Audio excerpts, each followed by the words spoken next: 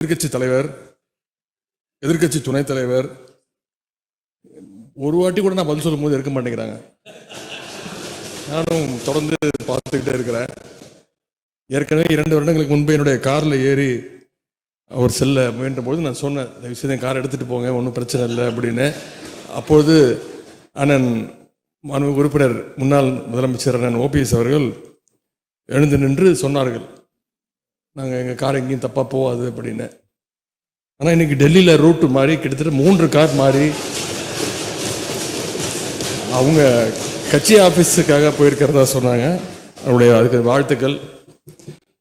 என்னுடைய சேப்பாக்கம் திருவல்லிக்கேணி தொகுதி உறுப்பினர் மக்களுக்கு இந்த நேரத்தினுடைய நன்றியை நான் தெரிவித்துக் கொள்கின்றேன். பொதுவாக ஒரு பேப்பரில் எழுதும்போது சிலர் போட்டு கீழே 2 லைன் போட்டு எழுத ஆரம்பிப்பாங்க. ஆனால் நம்முடைய முதலமைச்சர் அவர்கள் போட்டு இந்த பட்ஜெட்டை ஆரம்பிச்சிருக்கிறாங்க.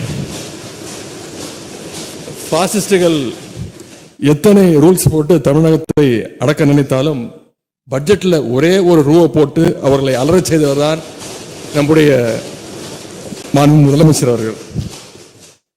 எப்படிப்பட்ட நம்முடைய தலைவர் அவர்கள் இருக்கின்றவரை தமிழ்நாட்டுக்குள்ள இந்தி திணிப்பு மட்டுமல்ல, எந்த திணிப்பும் யாராலையும் கொண்டு வந்துட முடியாது என்பதை இந்த மாமன்றத்தின் மூலமாக எடுத்துரைத்து என்னுடைய பதிலுரையை நான் துவங்குகின்றேன்.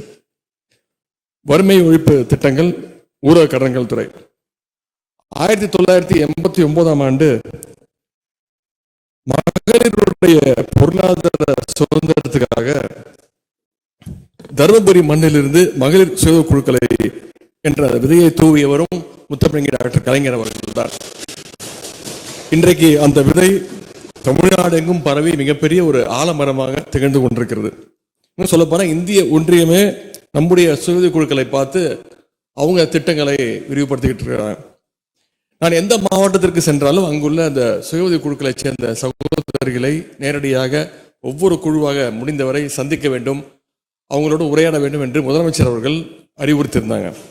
அதன்படி சமீபத்தில் திருவாரூர் மாவட்டம் சென்ற பொழுது பழவனக்குடி ஊராட்சியை சேர்ந்த அந்த குழுக்களை, அந்த சகோதரிகளை சந்தித்து ரொம்ப நேரம் உரையாடினோம். அப்போது அந்த சகோதரிகள் சில கோரிக்கைகளை முன் வச்சாங்க. அதை முதலமைச்சருடைய கவனத்திற்கு எடுத்து சென்றவுடன் உடனடியாக அதை தீர்க்க வேண்டும் என்று உத்தரவிட்டோன்னு கோரிக்கைகள் ஏற்கப்பட்டு 5 மணி நேரத்துக்குள்ள அவங்க கேட்ட கலைஞர் கனவு இல்லம் திட்டம், வீட்டுமனை பட்டா உட்பட ஏராளமான தீர்வுகளை உடனுக்குடன் வழங்கினோம். அதேபோல் திராவிட மாடல் அரசு அமைந்தது முதல் கடந்த 4 ஆண்டுகளில் மட்டும் தமிழ்நாட்டில் சுமார் 1,35,000 புதிய குழுக்கள் உருவாக்கப்பட்டுள்ளன. குழுக்களுக்கு வங்கி கடன் சென்ற ஆண்டு முதலமைச்சர் எங்களுக்கு கொடுத்த டார்கெட் 35,000 கோடி வழங்கணும். நாங்க அந்த டார்கெட் அச்சீவ் பண்ணிட்டோம். இந்த முறை முதலமைச்சர் எங்களுக்கு கொடுத்திருக்கக்கூடிய அந்த டார்கெட் 37,000 கோடி ரூபாயை உதவி அந்த வங்கி கடன் இணைப்புகளாக வழங்க வேண்டும் என்று எங்களுக்கு இந்த டார்கெட் பிக்ஸ் பண்ணி கொடுத்திருக்கிறார்.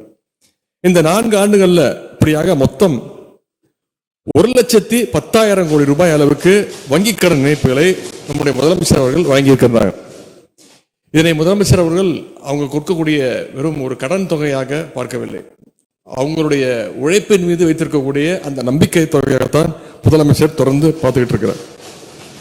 அதே போல இந்த குழுக்கள், சுயமரியாதை குழுக்கள், சுய உதவி குழுக்களுடைய தயாரிப்புகள் கடந்த 5 ஆண்டுகள்ல சராசரியாக ஆண்டுக்கு 50 கோடி ரூபாய் விற்பனையாகும். சென்ற ஆண்டு நம்முடைய துறையினுடைய கூடுதல் முயற்சியால், சிறப்பு முயற்சியால் சென்ற ஆண்டு மட்டும் விற்பனை 300 கோடி ரூபாய் அளவிற்கு சாதனை பண்ணிருக்கிறோம். இந்த ஆண்டு முதலமைச்சர் டார்கெட் கொடுத்திருக்கிறாங்க, 350 கோடி ரூபாய் விற்பனை செய்ய வேண்டும் அப்படின்னு. பாதகம் செய்பவரை கண்டால் நாம் பயம் கொள்ளலாகாது பாப்பா, மோதி மிதித்து விடு பாப்பா, அவர் முகத்தில் உமிழ்ந்து விடு பாப்பா. அண்மை செய்திகளை உடனுக்குடன் தெரிந்து கொள்ள இணைந்திருங்கள் எம் நாடு தொலைக்காட்சியுடன்.